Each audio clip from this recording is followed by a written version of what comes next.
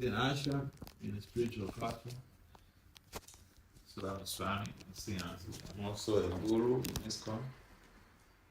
And my main focus in preaching is in academia. I have a PhD in applied management and decision sciences from Award University in Minneapolis, United States here. I have over 35 publications in peer-reviewed journals. So I go to different conferences. I just had some trade presentations at the recently concluded conference at Oxford University in the UK, conference on management and economics. My presentations that revolved around leadership scandals, sonic therapeutic preventive strategy approach. Sonic therapeutic intervention is just what we did here. I have to develop some model to be able to use in academia because most of my colleagues and management scientists, they don't believe in God. And so I had some presentations on legislative sex scandals here in the United States, and using the sonic therapeutic intervention as a means of profiling solutions to it. Another one was women's sex scandals, women leadership sex scandals. Again, using sonic therapeutic intervention as a means to resolving that. And another topic, which again resolve bordered on leadership sex scandal, because this is one of the major things that is ruining the career of many people, many top-notchers in America. And people are just when they commit themselves, the citizens, their constituencies, people who vote them in, and the general population, they just throw them out of their position, which is also good. But practically, they don't have a solution. I mean, it's like someone commits an antisocial behavior or a crime and throw them to jail. They're indicted, prosecuted, found guilty, thrown into jail. It's good. That is the law. But in most cases, there is what we call in the law recidivism. Recidivism means someone commits a crime. He or she is even punished. He goes back to commit another crime. So, in most cases, modern society don't have solutions to these things. So my presentations were using spirituality to be able to provide solutions to these social maladies in society. So, these are some of the things I do. I was born in Africa, specifically in Nigeria. I met the devotees of the ISKCON movement in Nigeria. I joined as a brahmachari in Nigeria. I've served for 40 years as a brahmachari. When I joined in Nigeria, I got invited by some professors, political science professors, precisely the Georgia Political Science Association. They were having at the annual conference in November 2004. And I got invited. So when I came after the presentation, there were other conferences that came out, and I also participated and made presentations. And some devotees solicited that I stay behind America to help with academic preaching. That's how I ended up being a citizen in America. And so since 2004, I've been in this country. And I took science, so I traveling a lot to Europe, Asia, Africa, South America. I just came back from a European tour. I was in France for 9 days. Then I went to Switzerland, went to Geneva for some projects, and then to Zurich. Then I left for Germany for 16 days. So I just came back from Germany 3 days ago, and I started traveling in America. This is our project, project of trying to reach out to people to share the knowledge, share spirituality, share devotional culture with the people. So briefly, this is my background, this is what I do. And you could Google me on the web. If you want to see my professional undertones, Google Dr. Vasudeva Das. I have also a YouTube channel, professional YouTube channel, Dr. Vasudeva Das. A devotional YouTube channel, Bhakti Vasudeva Swami. You'll be able to see some of my past presentations. Some of them are all uploaded on the web.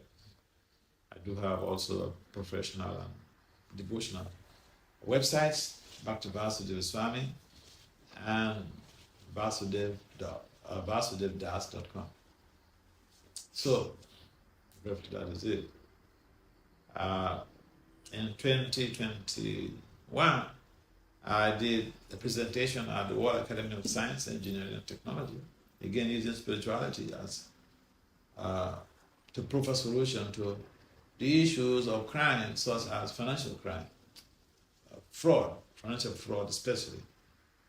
Not only did the research presentation gain traction amongst my peers, other management scientists, but the presentation was also given an award. It was honored with a first Best Presentation Award. That was at the World Academy of Science, Engineering and Technology Conference in London, 2021, June 28. And then that research presentation was published in the International Journal of Mechanical and Industrial Engineering. Again, that is on the web.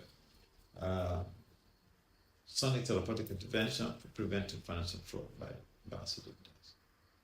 So, today I've been requested to share with us something about spirituality, how it is relevant to student life.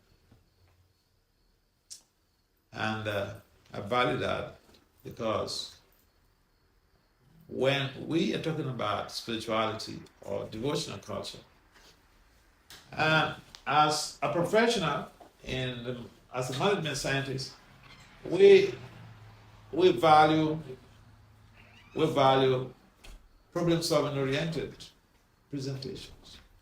In fact, when in a management science, when you have to make a presentation or even a dissertation or a talk, the first question that comes to mind is, what is the problem you're trying to address? What is the problem? You just want to talk like a parrot? Or what is the problem you're trying to address? What are people going to gain from that? Or you want to talk about some history?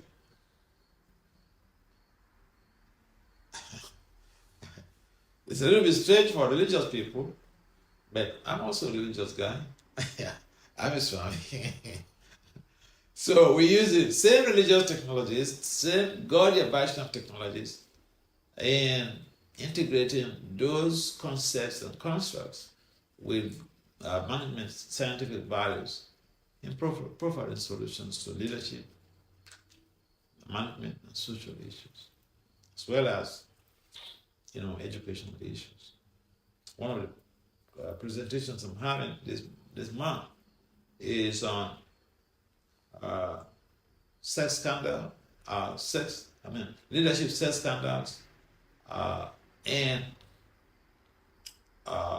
in the education industry, centering on women leadership. Because women are the carriers of culture. When men commit crimes, when men get involved in antisocial behavior, society could still be stable. Why? Because Men can do anything and the culture will not be distorted. However, when women go anti-social, anti-culture, anti-spirituality, or when get involved in crimes, the fabric of the culture is affected. The fabric of the society is affected. Because women, they are the bedrock of the family. And the family is microcosm of the society, of the nation. And so we understand that in an institution, a university institution, unfortunately, spirituality about who we are, where we're coming from, and where we are going after now, we don't have a department that discusses our Christian identity. Unfortunately. And so we acquire all of the knowledge, all of the information that we need to acquire, even up to the PhD, but we may not know who we are.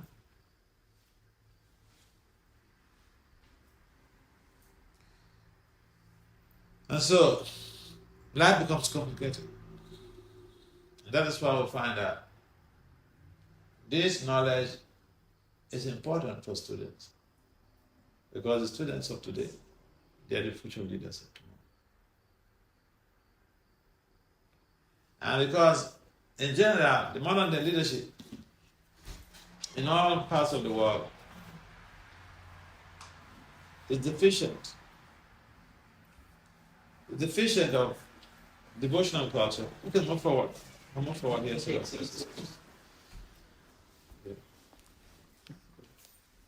In general, modern society is deficient of spirituality, and so our leadership is not stable. We may have people who have the high expertise in leading their constituencies, but in the state.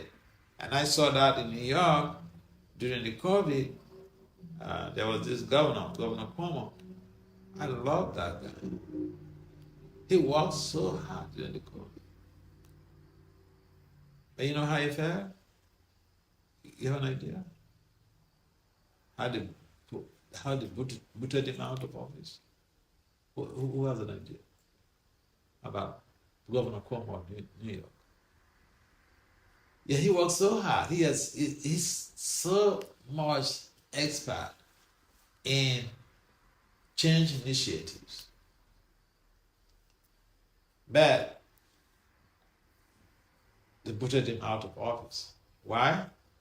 He had no control over his sensory modalities and the mind. He was groping women here and there. In America, they watch the leaders very closely. They're looking for that. Oh, you want to lead us? Don't be like us.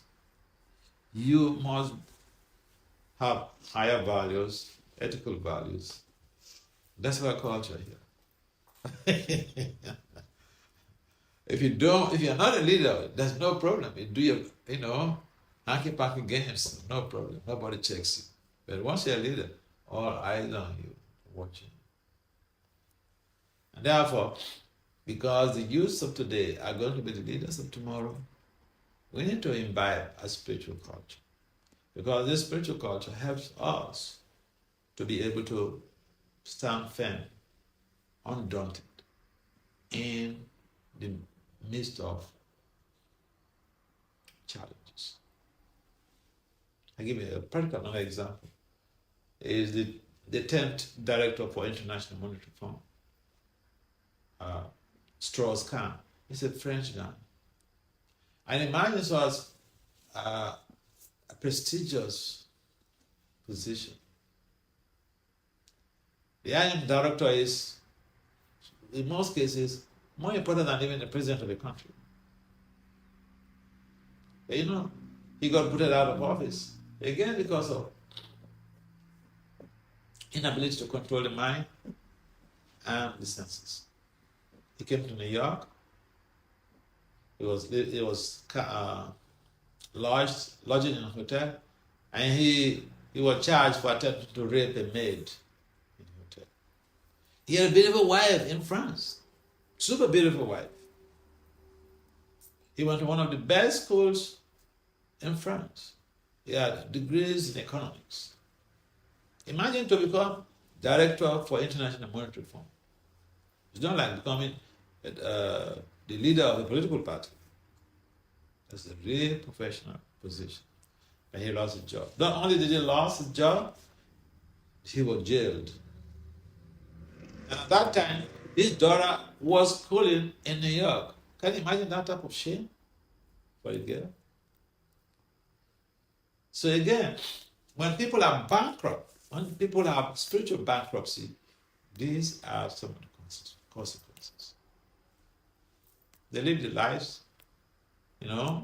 from grace to grace. They have the credits, spiritual credits, which liberates them to the top, then they go down the drain. So we want young people to understand that our big qualifications alone is not enough. And personally, I have friends, I have colleagues who have even 3 PhDs. But they're not happy with their lives. Why? Spiritual bankruptcy. When there is spiritual bankruptcy, there is a gap in our lives. And therefore, there is a need for us to understand that gap should be bridged. In academia, if you want to conduct a research, one of the main focus is what is the gap that you are trying to fill in your research. Are you trying to repeat something that has been done before? Or you're trying to fill a gap? If you're trying to fill a gap, that is the criteria for publishing.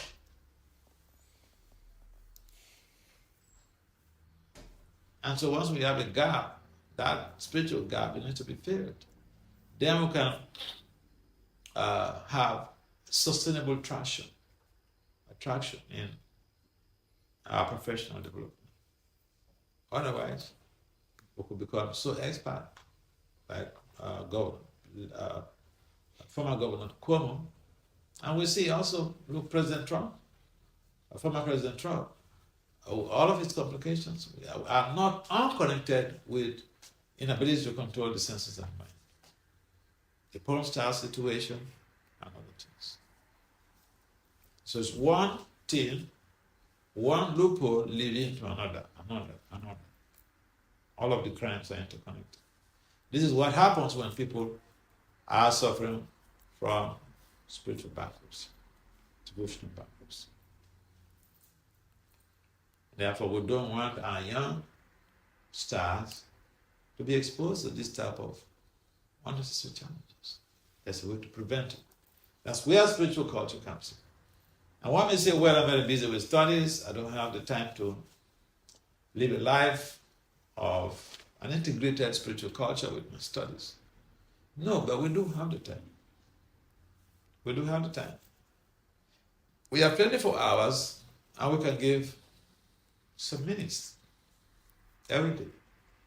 Just like we give so much time to chatting with friends on the phone. We can give time to cultivate a spiritual life. And it's so easy. In this age and time, the simple method or the prescribed methodology for spiritual elevation is to chant the Hare Krishna mantra.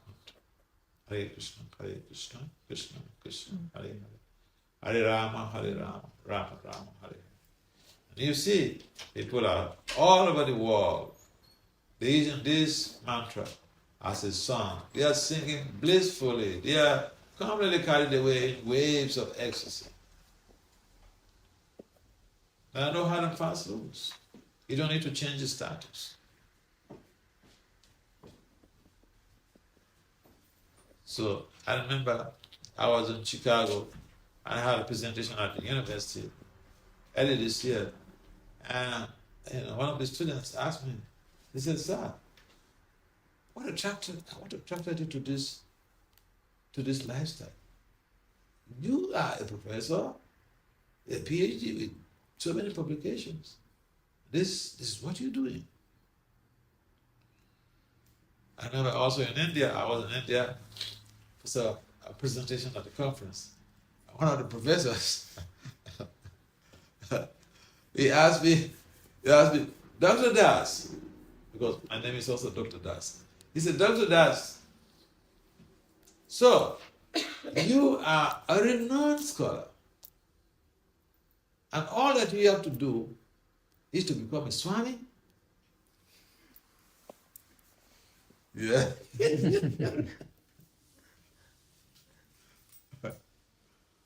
See, if you don't have the skills, then they say, oh, you become involved in spirituality because, you don't have any skills, you don't have anything to do.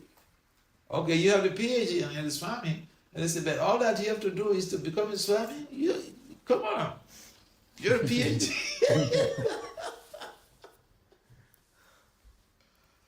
Yeah, so it's always important to have a balance in one's life. It's an explanation to them that, yeah, I understand. I've tested both sides. I have accolades in academia, and I'm a Swami here. So I try to balance my life in such a way that I do both things. I still am back on research.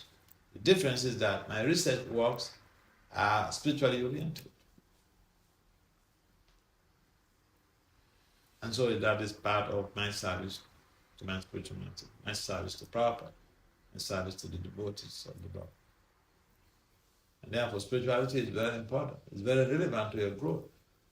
Because, for instance, recent studies show that mantra meditation helps in promoting academic performance. If you Google on the web, meditation, academic performance. You see research works, published, peer-reviewed, published papers. And that's not difficult to understand because, again, there are researchers who have come up with reports that mantra meditation, for instance, chanting the Holiness, helps to improve our attention span. See, attention span in this present dispensation is so low, and it's getting lower and lower. And that is why all the short videos have come to play. Because we can't concentrate on anything for a long time. We can read a big essay, many pages essay for a long time. And sometimes we even we're using a watch and we don't know what is inscribed in the watch. We don't care what's written on the watch. So suppose you missed your watch and you report to the cops. You are in a hall and then somebody ordered the watch got me. You report to the cops and say, describe your watch, your watch. What's the brand of your watch? What is written inside it? Those small letters there, what is it there? People don't know. Reading is becoming like obsolete. And so these days we have all these short videos. It's not because we are very advanced. It is because our attention span is so low, we can't concentrate for a long time. And the chanting helps in improving our attention span. Another thing that the chanting does is that it helps in promoting our cognitive skills. And these are quantitative research publications. Quantitative research publications are scientific publications that are generalizable. There are three approaches or three methods, three research methods. That's quantitative, qualitative, and mixed methods. Now the quantitative works that are geared towards generalization are normally quantitative. So all of this research is about this mantra, and they are quantitative researches. And so it's not like a religious dogma. Oh, one Swami said like this. No. You can Google anywhere and check and see that this is authentic. So if you can give some time every day, early in the morning, before you go to school, to this, and see, just practice this for even 1 week and see how it goes. How it goes. Yeah, so this is not the purpose of the chapter.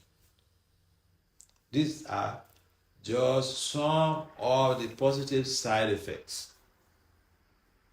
The purpose of the chanting is to attain pure love for Krishna. Krishna, Prema, Pumato, Moha. Just like every other therapy has side effects. If you undergo chemotherapy, it does have side effects.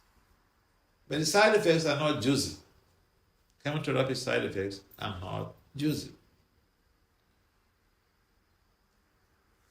But the side effects of this intervention, the sudden therapeutic intervention, or the chanting of the Hare Krishna mantra, the side effects are very positive. So, you can imagine undergoing even ordinary painkillers. You take a painkiller, that's why you meet the doctor, they will give you prescription painkiller a number of days, maybe 7 days, 6 days or so. Tylenol, 2 in the morning, 2 in the afternoon, 2 in the evening, 3 days. Why? Because if you take too much, the side effects it will bear some consequences on your liver. So every intervention has some side effects. This spiritual intervention, this devotional intervention called the Maha Mantra, it also has side effects. But the side effects are amazingly very, very welcome. Very, very good. Everybody wants to be happy in this world. Because people don't want to sign up for depression. They don't want to sign up for stress or anxiety. Again, this chanting has been proven beyond reasonable doubt by quantitative research methods that it helps to mitigate stress, anxiety, and depression. In fact, it also helps our vulnerability to dementia. What can I say? These are all research works documented in the management domain, in the scientific domain. So it's not another type of preaching. Someone is coming to tell you, oh, you say these prayers or you chant this mantra. We're not preaching, we're telling you, we're sharing some scientific values that will help you in your mental health, in your academic performance, in preventing dementia. And therefore it's important that we give time, some little time to this process.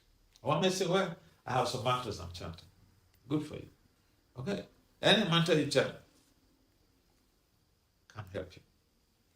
However, this mantra is specifically prescribed for the people in this age of Kali. And the goal of this mantra is to develop pure love for Krishna. And that development of pure love for Krishna, the side effect also is that you develop love for other human beings. Because then you understand your Christian identity, the identity of others. One of the things that is causing so much of friction and wars, problems in the world, is that we don't understand our Christian identity. We identify with the body. And so I'm a black guy, I'm a green guy, I'm a white guy. That's it. If you know how my skin color, you're not enemy.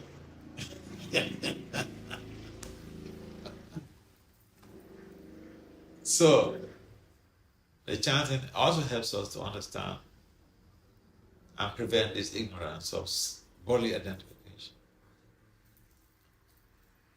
And therefore, we want love. We want also to repose love in someone. And in most cases, we have misplaced priority in terms of our choices, in terms of who to love, where to place our love.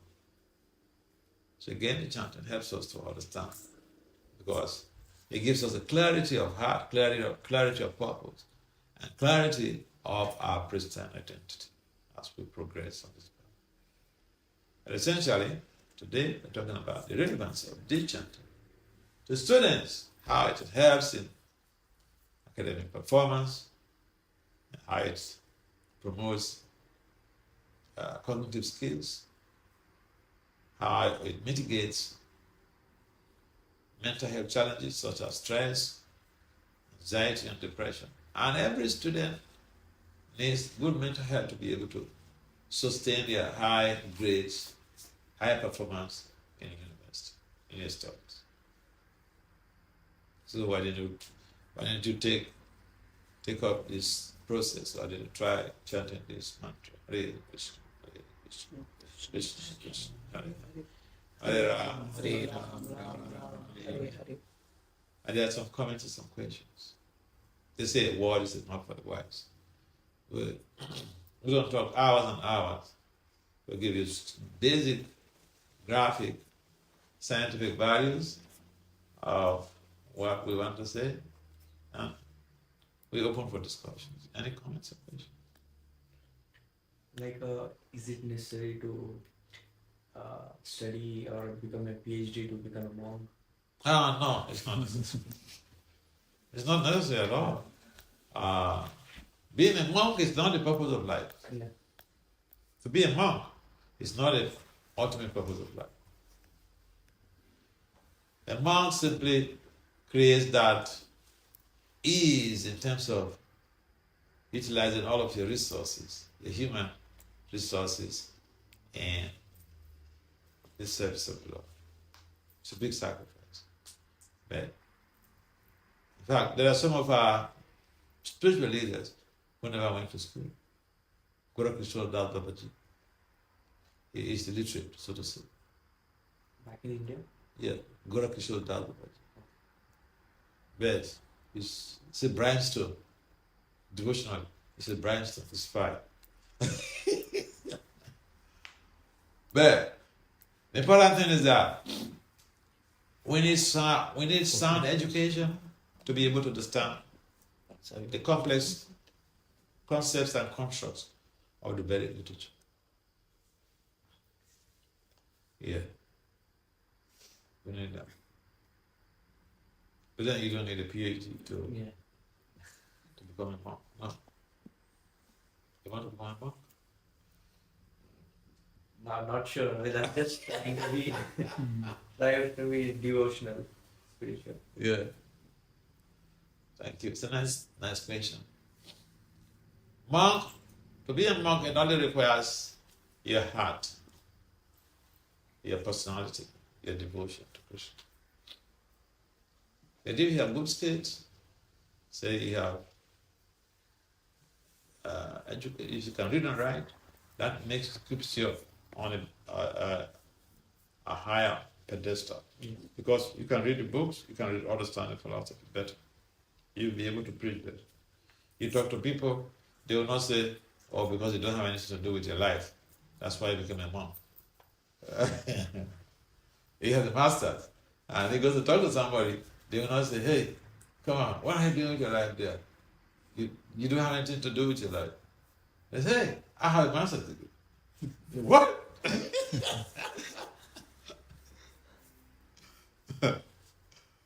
I remember one country, some devotees had gone out for Harina, And some Christian guy just came and was harassing the devotees. And he was in university, was studying. So he told all these people wearing bed sheets and putting on marks on their face, let me go and harass them. So he went to harass the devotees like anything. Hey, you should go and do something better for yourself and your communities. Go to school. Just roaming the streets and dancing. So this guy, this devotee, he's a lawyer. He pulled him aside, young boy, pulled him aside and showed him his ID. Then the guy he ran away, he went away. Yeah. Any other comments? What are your recommendations for chanting attentively, Maharaj? Chant attentively. The primary recommendation is that we should do the chanting during the Brahma Muhurta hours, early morning hours, between 4:30 and 6:30. And when we want to chant, we should keep our electronic gadgets away from us. Keep the phone locked up or put it away, and just have that time for you and Krishna. It's good to chant and hear the 32 syllables distinctly. Hare, Krishna. We should hear all the 32 syllables distinctly. The mind may want to hear them there. The mind wanders away, drag the mind back. That's what Krishna said in Gita. So we practice, and there are 10 strategies to use in maintaining stability and focus in chanting. We read that every morning. It's called 10 offenses to be avoided in the process of chanting before night. Those strategies are delineated in the Padma Purana. So if we follow those, if we use those tools and chant at the appropriate time, we can gain a lot. We chant by listening to those 32 syllables distantly, we can gain a lot. However, the chanting could be done anytime, anywhere. But you ask some specific, you ask a specific situation here, the best. So yeah, best hours, best time, best focus. How to focus the mind when you chant. Thank you. And you should pray. You should pray to Krishna and to Prabhupada to give you concentration before you chant. Any other comments or questions?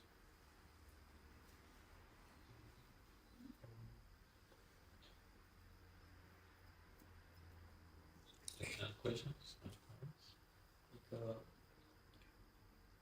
What was your parents' reaction like becoming a from a third world country? Like, yeah.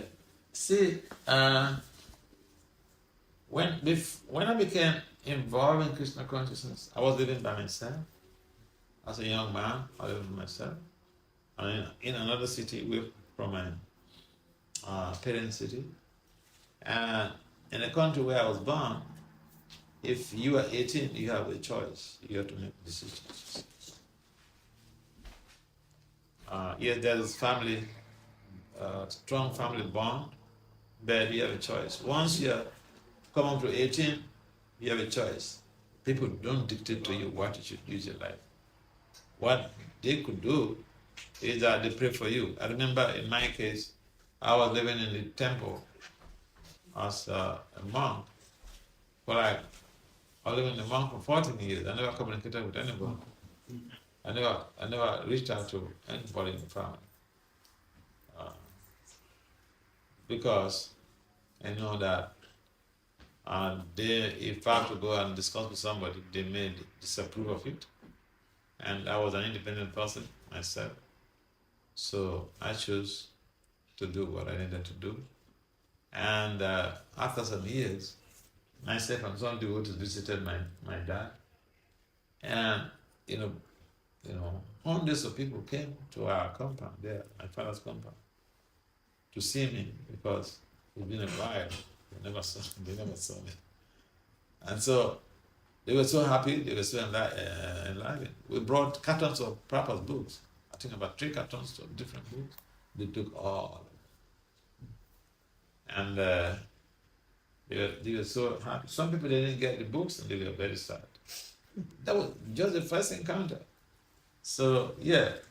I remember before I visited home, my dad wrote me because I met one guy from my community who pleaded with me that I should send my dad a note so that he knows that he met me. So that if he tells him that he saw me, he will not deny. So I did that. So he wrote back to me through our temple address. And I remember what he said in that letter. He said, "You are my boy. I know you better than you know yourself. You can't choose anything wrong in your life. And I know you for that. All that I'm doing is that I'm praying for your success in whatever you're doing." So my dad didn't have anything. He was an educator. He's late now. And he always wished me well. See, I came from a country where abuse of children was also rampant, like spanking of children, all those things when they do something wrong. In my family, I don't remember any time, the whole of my childhood life, my youthful life, that someone even pointed accusing fingers to me that is, "Hey, stop it." No, never in my life. So my family trusted me right from childhood. I didn't have problems when I checked. However, I saw devotees in the same state, in the same country, whose parents organized military guys to come and take them away from the temple. Took them to military camps for torture, like what was happening in Russia. And I felt really bad. I felt pity for those kids, for those boys. So yeah, you asked a personal question. Me, Yeah. In fact, some of my friends, they became so much deeply interested in Krishna consciousness because I joined. Yeah. They thought there must be something there for this guy to join. No, there must be something there. So, yeah. The way you live your life will give an impression to people on what your choices are. Yeah. Thank you. That was nice. Any other comments or questions? How many of you here are familiar with the Hare Krishna Mahamudra? Familiar with Hare Krishna Mahamudra? You familiar? No? No. Are you familiar with the Hare Krishna Mahamudra? I think she not many people. 1, 2, 3, 4, 5. I don't. They just came. I don't. You know about? You came for New Vrindavan trip, Yes, right? We were yes. chanting Hare Krishna Mahamantra. That familiar. Yeah. So that one. Yes. Yeah. So Otherwise, there's a board You know. on the back. So you try to see that you invest some time in this chanting because it will help you in academics. Some researchers have come up with reports how it helps in academic performance, in the sense that it helps to improve your attention span. And also we need good mental health, and the chanting literally provides that as a concomitant factor, good mental health. It's not the purpose of the chanting, it's one of the positive side effects. Cognitive development. So there are a lot of things, and these teachings are scientifically based. There's a science-based evidence of the positive side effects or the benefits of chanting. They are not the purpose of the chanting, but these are positive side effects. So we can try. And for me, I've seen, in my own life, I've seen so much about the importance of these, the benefits of this mantra. Yeah. I've been chanting for the past 40 years. I remember when I was doing my PhD, there was a compulsory course called Quantitative Reasoning and Analysis, Statistics. Mhm. A PhD statistics. PhD. And so it was so difficult. We had 10 students who did that course. All the students failed. All the students failed. I was the only person who passed, and I got 90 plus. So the professor, it was a white professor, he fell in love with me. He became my friend. So because then, the way you think, your brain fibers, they work different. Your retention works different. Your attention span works different. So it's good for students. Forget about going back to God. You want high grade? Go for it. And good career, Maharaj. Yeah. All right. So, anything else? Since you have become a sannyasi or Swami at this point of life now, did you ever want to get married when you were younger? No. Listen. When I was younger, there are questions. I remember I asked questions to my mom, and she almost, spat in my face. What's the question? I asked that there were some neighbors, husband and wife, who were fighting near our house. So I asked my mom, why are those people always fighting? She said, don't worry. When you grow up and marry, you will know.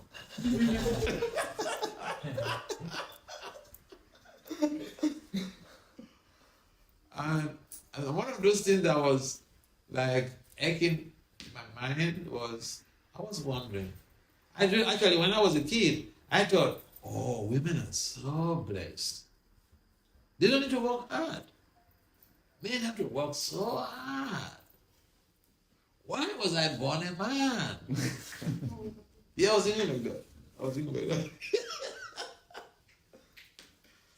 Yeah, so when I was growing up, I didn't like the idea of,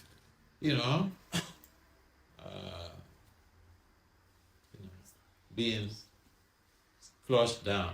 I want to live a life of introspection and exploration. So when I encountered the devotees, I thought, oh, these guys, they have what I've been yearning for.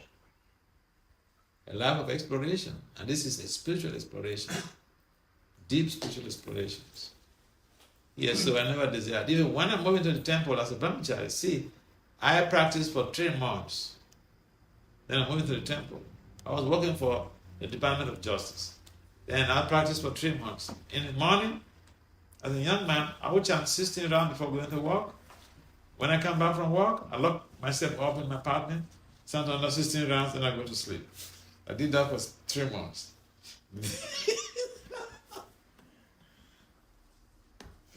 And then, but it ended up where I am. Yeah, so, I was like, prayer program. And the lifestyle we have in the temple, I lived that type of lifestyle when I was in high school. In high school, I was in a Catholic school. We're living in the dormitory. And so you're away from home.